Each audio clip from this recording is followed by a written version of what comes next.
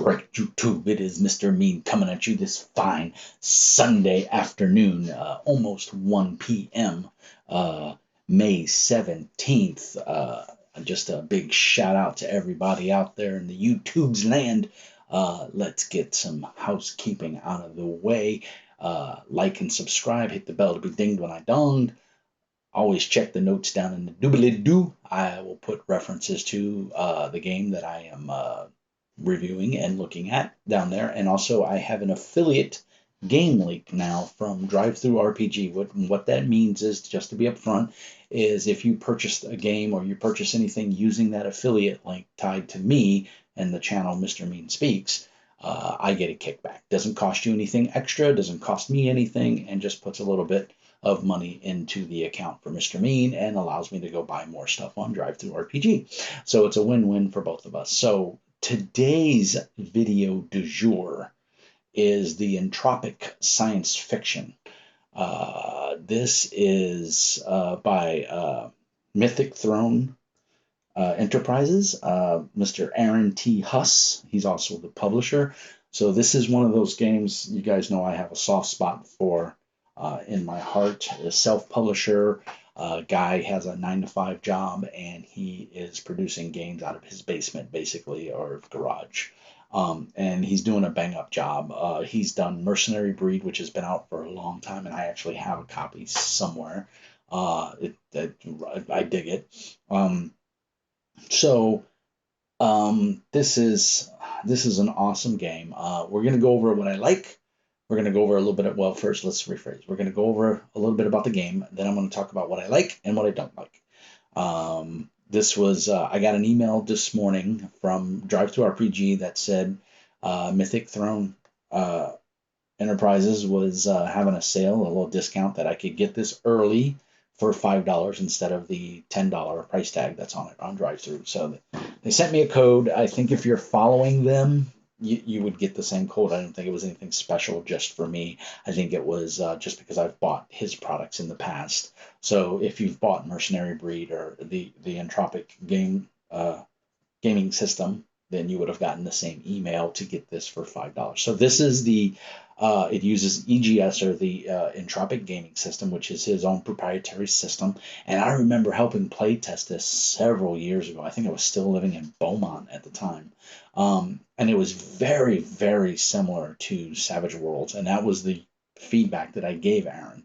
I said, I really like it, but it's just too close to Savage Worlds. And I think if you were to publish this, they might be able to nail you for copyright infringement, or at least give you, a hard time. And I don't think they would. Pinnacle's pretty easygoing guys, but they may say, you need to publish that, via the open game license that Savage Worlds has. So he went back to the drawing board and he came up with this system, which is currently what's been published, and it's a very good system. It's very similar to Savage Worlds, but different. It is a stat and a skill, plus or minus modifiers, trying to hit a target number greater than.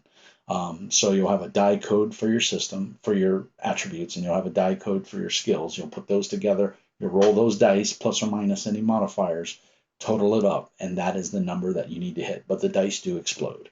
So it's super cool. I think it's a neat system. I really, anything that lets you chuck a bunch of dice, I think, especially when you're getting to use all of your polyhedrals, I think is an awesome system. So let's take a look here at the cover. I really like the use of color and everything on this. It definitely sets the tone that this is some sort of dystopian sci-fi, setting, and I like it. I like the font. It's pretty solid. And of course, we have our splash page core rulebook. So this is pretty much a complete game in and of itself. If you want to try out the EGS system or the Entropic gaming system, you can buy this for $10 or $5 if you got the coupon. Use my affiliate link, and you've got a full game right here. We are coming in at I don't know how many pages this is. Let's take a quick peek. We're coming in at, does it tell me? Coming 132 pages. So you're getting a little bang for your buck at 130 pages. 132 pages. So some nice generic stock art. What I do like, I love the layout of the book. I like the fonts he's using. It's very, on these old and tired eyes, it's easy for me to read. And it's very well done. It's very well done. There are layers. You can turn them on and off if you have any. I use Foxit PDF Reader, and you can turn those layers on and off so that if you're going to print this, because obviously you can see this colored background here is gonna chew up a toner cartridge. So you can turn these layers off. Quick Google search will show you how to do that. It's pretty easy. I'm using Foxit, and I had no problems futzing with it. I didn't print it at home. I don't plan on running this anytime soon. Sadly, I'm already running a sci-fi game using what's old is new. So that's my current system of choice right now. So I want to give that a fair shake before I move on to something else. But I am aware of EGS, and like I said, I helped playtest this, and I think it's a great system. So again, love the layout. Here's our splash page here, the Entropic Science Fiction. Aaron T. Huss, editor Tyler Umchinsky.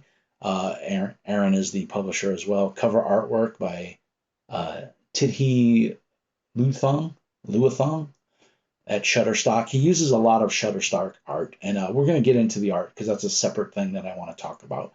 But there's a lot of art by Rick Hershey, publisher of Fat Goblin Games. They use a lot of the art, and I just did a review of another gaming system that used a lot of Fat Goblin Games art. So it's got his copyright and everything here. This is his product, so he wants to protect it, and rightfully so. So, and then of course, welcome to the Entropic Science Fiction, and it gives you what is this terminology, role playing, all the stuff you're going to know. Very well laid out, very easy to read, very concise. And it just goes through the dice you're going to need. You're going to need a full set of polyhedrals, including a D20 for some random tables. You won't use a D20 a whole lot. The GM may use it more than the players. Players are definitely going to need D4 through D12 because that's how your stats and your skills are figured. Tells you how to get started, Galactic Sandbox. I mean, all the good information. Again, the layout is awesome. Immediately, we jump right into character creation. One of my viewers pointed out something really good about he didn't like games that jump right into character creation because, it's hard to make a character when you don't know about the world. And I do agree with him to a point. But I think kind of the way I look at it is it's pros and cons, right? And it's personal preference. This will get you into making the game, and especially if you read the little section on Sandbox, it kind of tells you what's going on. There's no set world described here. It's not like we're using the Star Trek universe or we're using the Star Wars universe, although you very well could. But you'll see when we get into the races, it's its own little universe. So those races don't necessarily correlate to any of those other, science fantasy or science fiction worlds. So if you're the creative type and you like to make your own world, but you want a jumping off point, I think this is a great system. And of course, any good character starts with a concept, and that's what he does. He throws you into a whole bunch of, tells you the basis of character creation, and then throws you into character concept. And there's quite a few, and these are by no means exhaustive. No means you have to use these. If you have an idea yourself that you want to use, bingo, go for it, because you're getting, you read a couple of these and you're going to get an idea of how that process flows. You're going to have a little bit of a blurb, and then you're going to have some suggested skills, and you're going to, kind of do the same thing for your own background. So a lot of good information in here. Then it goes into culture, which is, every character has a culture. Figure it out. Use the culture template. Players choose one of these predefined cultures and apply the mechanics within the cultural template to their character. This provides bonuses and penalties unique to that culture. And you'll see that when you start going through the races. So very well done. Abilities, it tells you they range between a D4 and a D12. And basically what happens is each character has 4 D6s, 2 D8s, and 2 D10s to assign to their 8 attributes as you please. So you want to obviously look at the races and see what race you want to play and see kind of what their strengths and weaknesses are so that you don't waste dice. If you're playing a character that's physically weak, their race is very weak, you don't want to put your D10 in their strength, because it's not gonna work out very well for you. I mean, you can always play against type, and that's the great thing about role playing games. You know, you can always do that. And so then they give you some rules for modifying. You can always downgrade a D6 to a D4 to make a D10 a D12, and they give you the basics for doing that. And so there's your abilities: charisma, dexterity, intelligence, perception, psyche, and spirit. And then strength and vitality. So it goes through all of those. Then it tells you how to form your attributes. Very well done, very intuitive system, very easy. And then of course your skills. And then you have qualities, your equipment, your talents, and your finishing touches. And then it tells you about advancement and how to spend experience points. So it's a full, complete role-playing game, all in one. The cultures basically are your races, your available character races that you can play. So Android, Daishan, Golfashin. Some of these names, he's killing me with the names, but you want a very distinct, different sci-fi feel. You got it. This is definitely going to give you that feel. And of course, there's you guys can't see my screen. I gotta remember to use my mouse. I talk with my hands. I'm from Brooklyn. Hey, I can't help it. Cultural template, telling you right there. That's what they were talking about earlier during the character creation. And each race, humans, human, has their cultural template. So and it goes on through, the Mazan, the New Jumb Moraine. Your guess is good, but basically space dwarves. Even excuse me, I got hiccups all of a sudden. It's got a little hammer on his thing there. Go figure.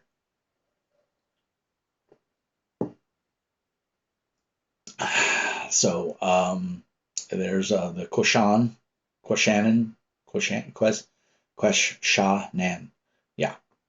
So basically the Greys of the universe. And you can see they're very weak, evolved, spindly. Most Quasharians are fairly thin. Brute strength is not inherent to their culture. They are considered to be size -1, decreasing health by 1 after adding strength and vitality, despite being 5.5 feet tall. So they're a very slight, small, Gentile race as far as physical brutality goes. So they're giving you a little bit. These guys look like Skrull to me, or Kree. I can't remember which one it is. The Tao-san, but they look cool. And then these guys are basically your natural psionicist, the Telsirians. So very cool. And of course, you got to have your big brutish Volsiri, or Volbiri, right? Yeah, Volbiri. These are your big reptiles, super strong, very wide and thick. So again, well done. Plenty of different races. The Zebla.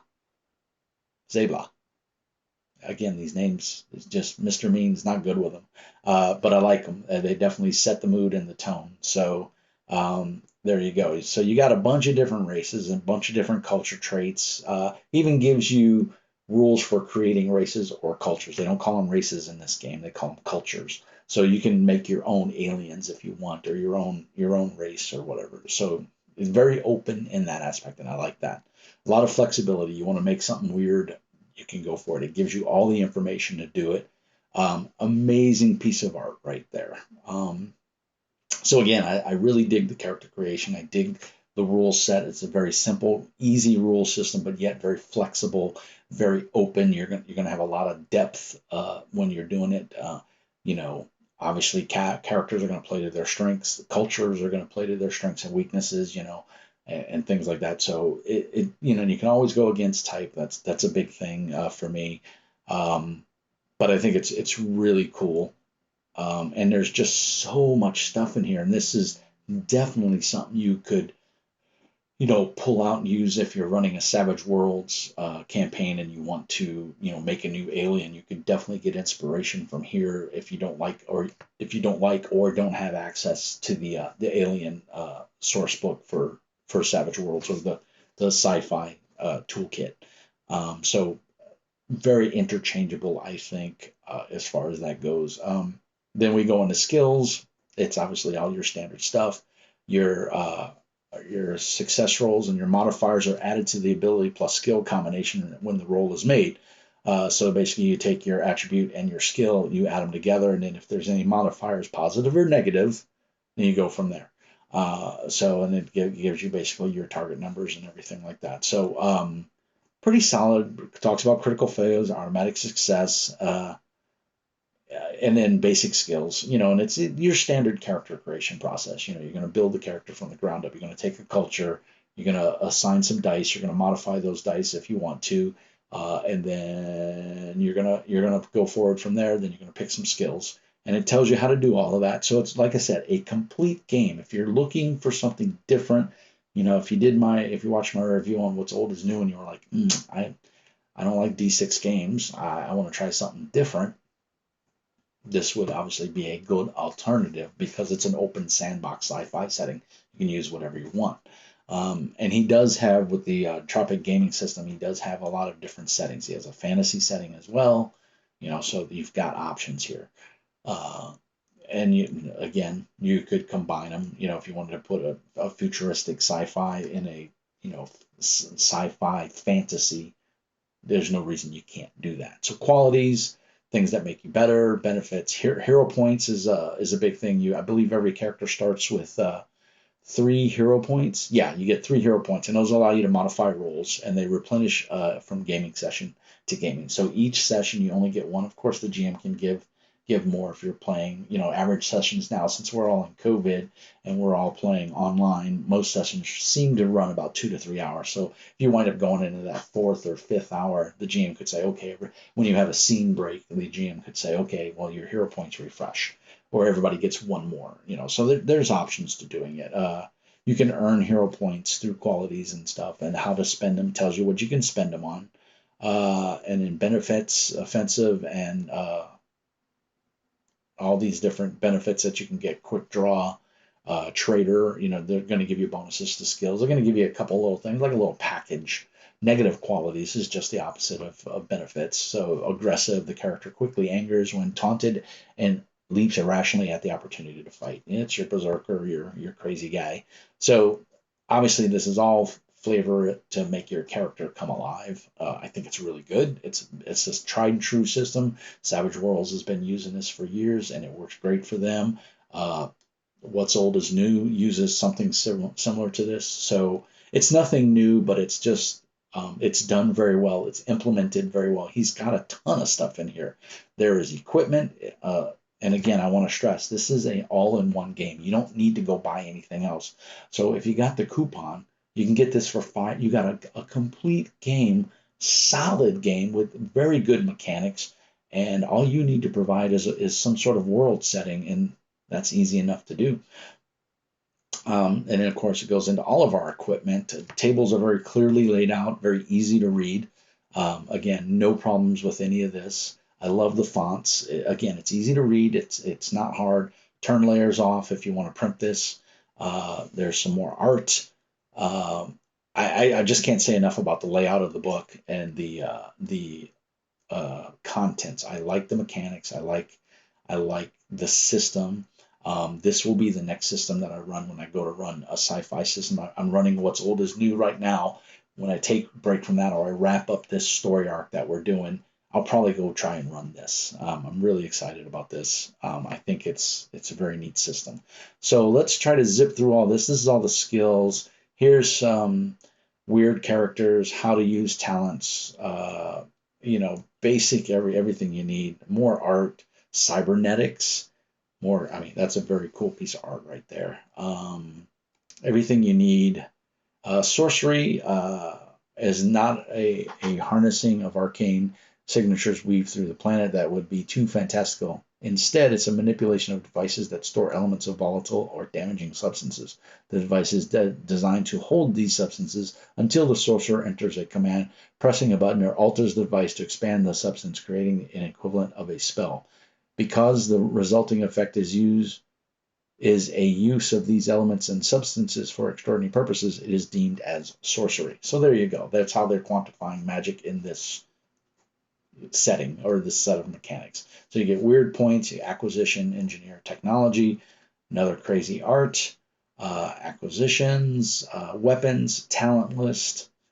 So, almost two games in one, so to speak, because you've got this whole technological side and this sci-fi fantasy side where you're sorcerers, so ancient artifacts, lightsabers, all that kind of stuff. You can do all of this. So here, and then we get to the rules on page 86. We're more than halfway into the book, and we're now getting to the basic rules. And I mean, that's great. Over half the book is devoted. It is devoted to to creating your character and all the information you need, which I like that. It's just some people would say it's information overload, but I think it's really great. It just helps make it more definitive and define your character so that when you're done with that piece of paper, your character is complete, and you should have a very good understanding of how to play that character and what he or she or it is all about. And I like that. So we get into our rules on page 86. I'm not going to go into the rules because, I mean, the whole point is I want you to buy the game. Again, some crazy art. Looks like some sort of sci-fi soldier. And then we go into tactical, all the different stuff that's going to do with, the mechanics of the game, combat, and how to do combat, hit charts, healing, mechanical repair, some more crazy art, fatigue, extended skill tests. So all your mechanics right here. And we started on page 86, and now we're kind of on 99. So not a whole lot to the rules, to be honest. Now we're going into some more like diseases and things, and drowning, downtime, long distance travel, morale. These are all things and kind of, I don't want to say optional rules, but things you don't necessarily have to use or may never come up in the game, but it's good to know. You can bookmark them and you'll have access to them. Another really nice piece of art, very kind of out there. It looks like a floating eyeball. And then a section on game mastering at page 105. Really well done. I read this section. I liked it. They're very common sense things, but I think for people who don't get to GM all the time or are new to GMing, I think, reading different opinions and or views on game mastering from different gaming books is a great way to learn and to maybe make notes to yourself to try to use this in game. And I think this is a welcomed addition to me. And he gives a couple of pages on it, and distances in the Milky Way and the galactic system. So again, aesthetics. And he talks to Golden Age realism, Gothic influence, horror infusion, life after the apocalypse. Because there's no default setting here. You want to run Mad Max with aliens, you got it. You want to run Star Wars, you got it. You can do any of that. Babylon 5 with these weird aliens, you could totally do a Babylon 5 or a DS9 Star Trek type game. Would totally work, and more cool art, spaceships, space stations, whatever. The cosmos, he gives you a little bit. Extraordinary science, so a whole bunch of stuff. Some more weird art, some different settings, bestiary, just a whole bunch of monsters, and then missions. These are keywords he's talking about. Tells you how to read it, and they're just some generic missions to get you started playing. So really good stuff. Just all kinds of neat stuff. Mining survey, depths of the mind.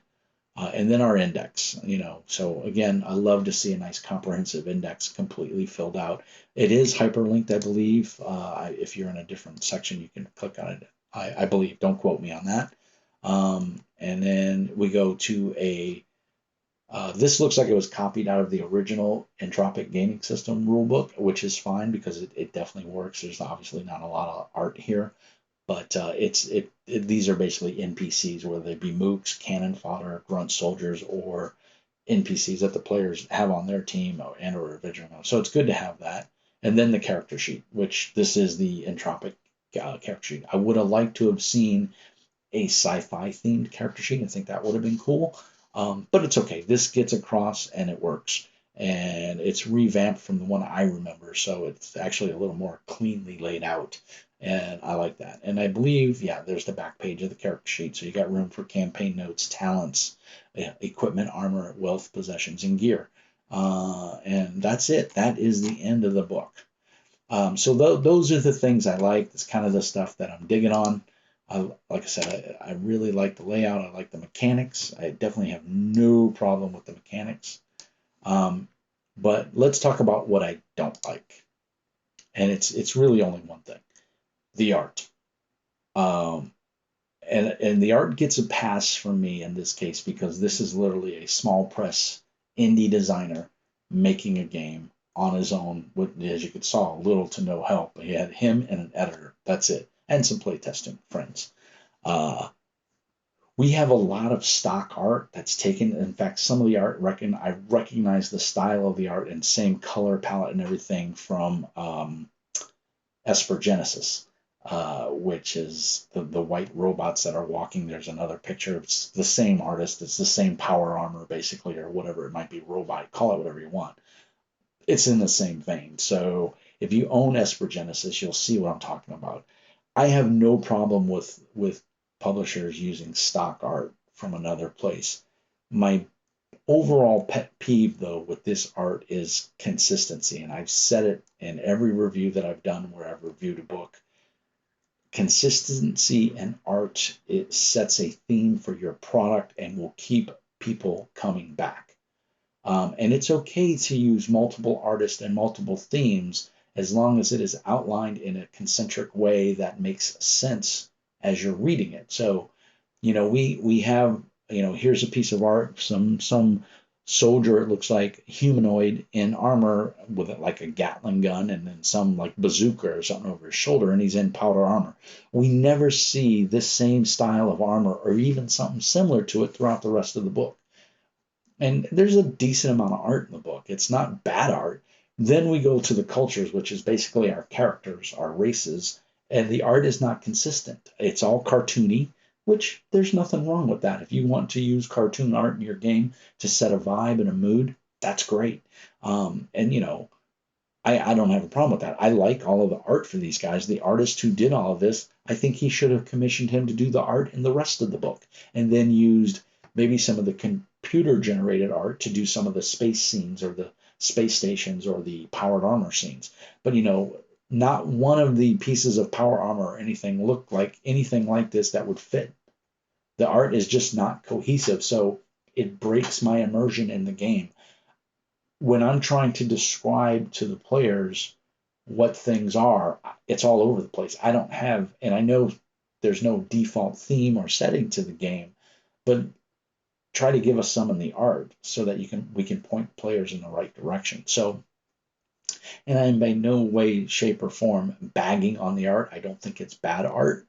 Some of the pieces in here are phenomenal. But the races, you don't see any of this stock art anywhere else in the game except for this one page. So the Mazan obviously are big-headed. They appear to be short aliens with big eyes, and there is no other piece of art in this book, 138 pages, that shows me a Mazan in any other setting. You know, so this is the only idea of what a Mazan. Are there fat Mazans? Are there taller Mazans? Are there Mazans with hair? I don't know, because all I have is this one piece of art to draw off of. So it's kind of a pet peeve. I mean, these are space dwarves. There's no way, even down to the hammer on the front of the armor. Come on. And again, that's not a problem, but this type of art or power armor that it looks like he's wearing, or heavy armor, is nowhere else featured in the book. So I have no other reference, you know, for any of these characters. And again, I like the art. I like the color. I mean, it's vivid. It gives you obviously an idea of what this member of this species looks like, but it's nowhere else anywhere in the book. So I don't have anything else to reference. And the rest of the art in the book is all computer generated. So that could be a human, obviously, um, but it doesn't necessarily follow the theme or the form of the other human that we saw in the culture section. I'm just trying to pull up another here. Again, this art is completely different from the other picture of powered armor that we saw, and we're going for almost an abstract, oil-based, fuzzy looking drawing that's not very crisp or clear. It's cool. It very sets it, obviously they're somewhere dark and looks like it's dangerous, and shit's about to hit the fan. So it's conveying a mood, and I get it, but it doesn't match with the rest of the art. And here's, we have a super dark piece, and now we have a blazingly bright piece of art of what looks like a crashed spaceship with some some people in armor. There's no context to it, So it the art is all over the place. And while I do like the art, it doesn't present a cohesive theme. I don't know what anything is about. Here's more of this cartoony art, but I don't know what race that is. I don't know where it goes to, who it's supposed to represent. It's cool. It's a neat looking suit of powered armor, but it doesn't convey anything. And then we have this piece of generated art, which again, you know, I'm not trying to be overly critical, but we have a chick wearing high heel shoes standing on metal grates. She'll break her freaking neck. All she takes is a heel to fall into one of those holes, and she's screwed. And I don't care if they're only a quarter inch up. There's deck plating underneath it. She's still going to break her neck. So it's very static. And this piece doesn't do anything to tell me anything about the game. It's not very sci-fi looking. It's not, she's got a double-barreled sawed-off shotgun, two of them. That's not very sci-fi. They look like they're very old tech. So it just doesn't fit in. I'm sorry. It's not a bad piece of art. Kudos to the artist. It's well done, but it's obviously a man who did it, because a woman would know high heels on a grate like that is just asking for death. You're going to fall and twist your ankle and die. Cool piece of sci-fi, giving me some idea of, what possible technology looks like. And I don't really have a problem with the sci-fi scenes of like the space stations and everything. This is fine. Cybernetics, this is cool, but it's not cohesive. This is a completely different style from the guy that was in what looked like the powered armor suit. So you're sending it. It's out there. It doesn't work. It doesn't work for me. And this one's obviously very cool. I mean, the artists he got were great. I just wish he would have given them a theme, so to speak, to work from, or given, had more direction. And I get it. Art is expensive. You're paying someone to create something, your vision, and sometimes that's not always easy to do. So I don't want it to sound like I'm bagging on the art. It's just not cohesive. I mean, here's obviously a stock generated piece of like power armor, and it doesn't fit in with anything else we've seen. It's very almost steampunkish looking, very blocky, very kind of low tech looking. And then here's another one. It doesn't fit in with it. What is he fighting? Is that a monster that's in the manual, the bestiary? I don't know. And then we got this, which is a super cool piece of art, but doesn't mean anything to me because there's no other piece of art in here that looks like it. So it's almost, and this is going to sound very negative, he got some free art or he got some very low priced art. And again, art's expensive, I understand. And he just threw it in the book to take up space. I would almost rather he not have any of those generic people type art, like the power armor and all that stuff. Leave that out. Leave me with pictures. Maybe get 2 or 3 pieces of art from the people that did the cultures for the different races, and then sprinkle that through it, and then leave the sci-fi pieces in there like this. This is straight out of, this is the same artist that did stuff for Esper Genesis. It's same exact power armor, or it's really close. So, I mean, it's not bad. It's very cool. And obviously, it's some sort of bridge, and there's these mechanized power armor, or whatever they are. But it's cool. I don't have a beef with it, but it doesn't do anything for me. This is neat. Nice city. This, I think, is completely out of context because this looks like some sort of monster world. And if it's trying to convey that, hey, you can set your game in a monster world, it's coming through. I get it. Other than that, it means nothing. It doesn't do anything. So, cool spaceship. I've seen that picture somewhere else or something very similar to it. So, it appears to me to be just general stock art, and he paid, probably a couple of dollars.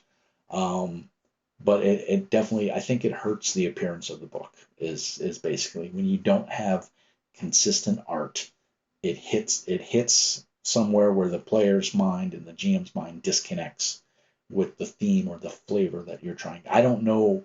I can't pick one consistent theme or flavor in here, and maybe that's just me. If I'm wrong, hey, put it in the comments down there. And then here we have a post-apocalyptic scene, which again, we can play in different genres in this sandbox. So we could play a Mad Max type game, and those races could be the ones, or you could limit the races, that kind of thing. But yeah, I mean, and like I said, the art's not bad. It's cool art, but it's just all over the place, and it just doesn't work for me.